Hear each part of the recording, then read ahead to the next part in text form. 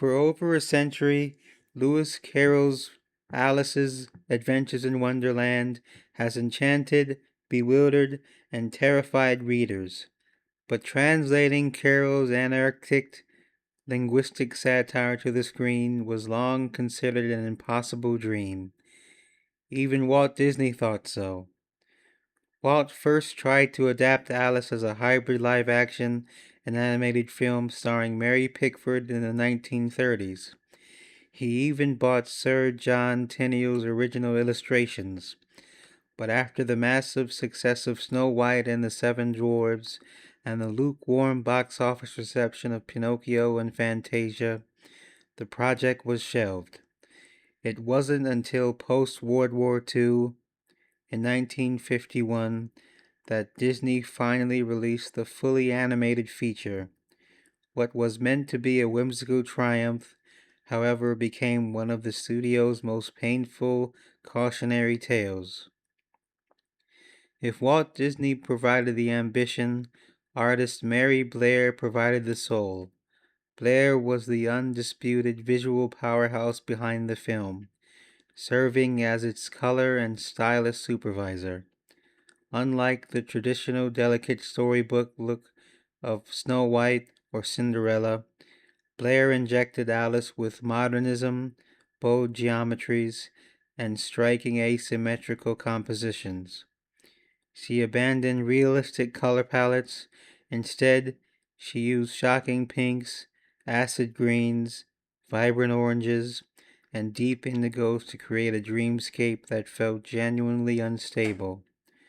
Her concept paintings dictated the lighting and spatial logic of Wonderland, ensuring that every frame felt like a waking dream or a hallucinatory painting come to life. Wonderland is a sonic nightmare as much as a visual one, and the film's audio landscape is a masterclass in controlled chaos. The film holds the record for containing more individual songs than almost any other Disney movie. Iconic numbers like I'm Late, the Unbirthday Song, and All in the Golden Afternoon keep the chaotic narrative tethered to a bouncy, vaudevillian rhythm. Ed Wynn brought manic perfection to the Mad Hatter, while Jerry Conella injected erratic energy into the March Hare. Verna Felton provided the booming, terrifying authority of the Queen of Hearts, creating a stark sonic contrast to Catherine Beaumont's sweet, grounded British voice as Alice.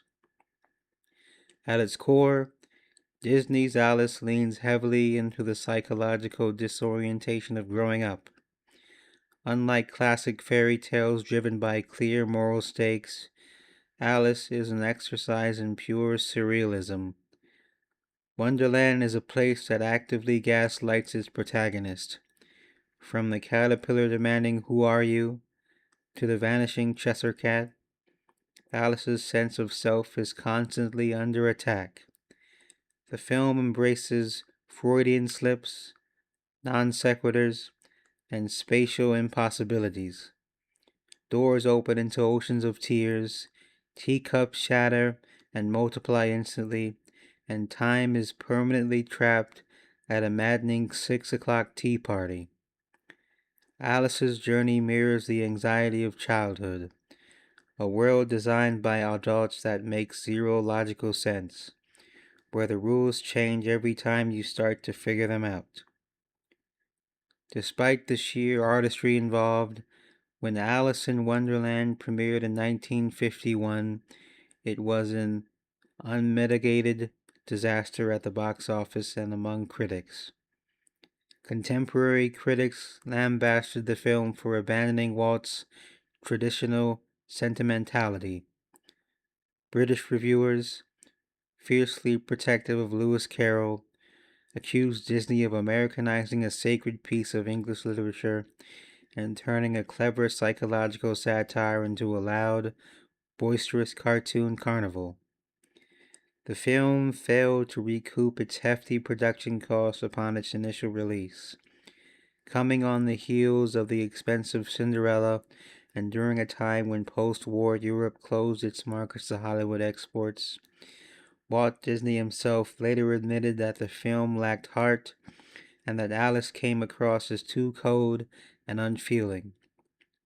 For years, Alice in Wonderland was hidden away in the Disney vault, treated as a misfire. But history is remarkably kind. Decades later, during the psychedelic counterculture movement of the 1960s and 1970s, college students and artists rediscovered the film. They viewed its surrealism, Mary Blair's acid bright color palettes, and its themes of identity and altered perception not as flaws, but as visionary brilliance. Today, 1951's Alice in Wonderland is celebrated as a high watermark of mid-century animation design, a beautifully chaotic testament to what happens when you dare to stumble down the rabbit hole.